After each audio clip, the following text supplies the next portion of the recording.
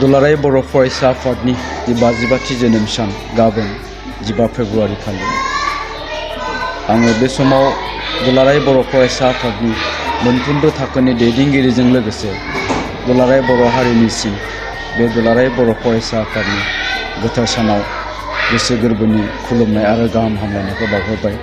जे दुलाराय बर' फरायसा आफादा जोनोमनिफ्रायनो बर' हारिनि गोजोन खौसेथि आरो जौगानायनि थाखाय खामानि मावबोदों। हादोर बिनायनिफ्राय लानानै न'खरनि बिजि खान्दानि दावराव दावसिसिम दुलाराय बर' फरायसा आफादा नोजोर होबोदों आरो जायनि थाखाय दिनै बर' हारिया नैबे थासारिसिम सफैनो हाबाय। दा बिनि थाखाय आङो बे गोथार जोनोम सानाव दुलाराय बर' फरायसा आफादनिसिम गोसो गोरबोनिफ्राय गाहाम हामलायनाय बावहरगोन आरो बिथांमोननिसिम इयुनाव जाहाथे जोंनि बर' हारिखौ आरोबाव साबसिनै दावगालांनायनि थाखाय गोसो गोथारै खामानि मावनो हालांगोन बिनि थाखायबो आं बोर सारस्रिहरबाय। गोजोन्थों। गोजोनथाव खौरां। गोसो गुदुं फरायसा एबा सुबुंफोरनि थाखाय टारगेट कचिं इनस्टिट्यूटआ बेसेन गोसा सुबिदा लानानै फैदों। जायफोर बिथांमोना banking, railway, SSC, insurance, defence, Assam police बायदि आनजादनि थाखाय साखाफारा जानो मोजां खाबु मोनाखै, बैसोरबायदि फरायसा एबा सुबुंफोरनि थाखाय मोनसे मोजां खाबु सफैदों। बरपेटा रोड विशाल मेगा मार्टनि साखाथियाव थानाय आमतलाव बे टारगेट कचिं इनस्टिट्यूटखौ खुलिनाय जादों। आथिखालनि साख्रि मोनै आरो बेकार जेंनाखौ नोजोर होनानै बे टारगेट कचिं इनस्टिट्यूटआ सोलोंसाफोरखौ गोबां गियान होनो थाखाय राहा लादों। बे टारगेट कचिं इनस्टिट्यूटआव सोलोंथाइ होनो लानाय आयदाफोरा जाबाय banking, railway, SSC, insurance, defence आरो आसाम पुलिस।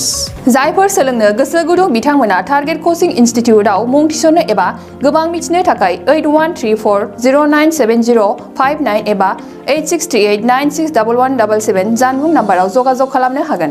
मोनसे गोजोनथाव खौरां। चिरां जिल्लानि सिङाव थानाय बिजनी महकुमानि 1 नं बेथागाव गामियाव थानाय जिजास मेरी स्कुलाव 3 फोरोंगिरिनि गोनांथि जानानै फैदों।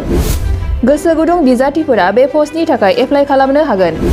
बे पस्टआव एप्लाइ खालामनो थाखाय गोनांथि जानाय क्वालिफिकेशनआ जाबाय इंलिश आयदायाव MA पास जानाय जानो नांगोन।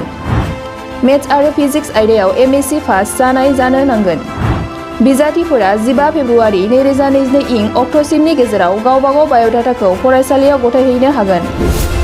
बाय'डाटाखौ लाखिखांनायनि उनाव सानसे बिजाथिखौ इन्टारभिउनि थाखाय लेंहरनाय जागोन। फोरोंथाय फोथाराव एक्सपिरियेन्स थानाय आरो नेट BEd गोनां बिजाथिनो 12,000निबो बारा दान बान्था होनायनि राहा लानाय जागोन। गोबां मिन्थिनो थाखाय नोंथांमोनहा गाहायाव होनाय जानबुं नाम्बाराव खौरां लाहरनो हागोन। जानबुं नाम्बार 8638992811। गोजोनथाव खौरां। आसामाव थानाय बयनिख्रुइबो साबसिन सोलोंथाइ होग्रा मिरुफोरनि गेजेराव टेक बुस्टाराबो गंसे। क'क्राझार जिल्लानि सिङाव थानाय CST फिसारि मावख'नि साखाथियाव थानाय खारगावआव बे टेक बुस्टारा दङ। बेयाव बयनिख्रुइबो मोजांसिन सोलोंथाइ आरो नेम सोलिनाय गोग्गो थाखो खथानि सुबिदा दङ। सारा भारतनि गेजेराव सायख'जानाय बायदि सोलोंथाइजों सोमोन्दो थानाय फोरोंगिरिफोर दङ। टेक बुस्टाराव प्रफेशनेल, जार्नालिस्ट आरो टेकनिकेल कर्सफोरखौ होनाय जायो। 24 घन्टा रैखाथिनि थाखाय मोजां सुबिदा आरो टेक बुस्टारा नोंथांमोनखौ सौहैहोगोन नोंथांनि थांखिसिम। टेक बुस्टारा नोंथांनि सिमांखौ जाफुंसारनांगौनि थाखाय गांल' नङा, साहस आरो गोहोबो होगोन। सोलोंथाइ लाखांनायनि उनाव 100% प्लेसमेन्टनि खाबु दङ।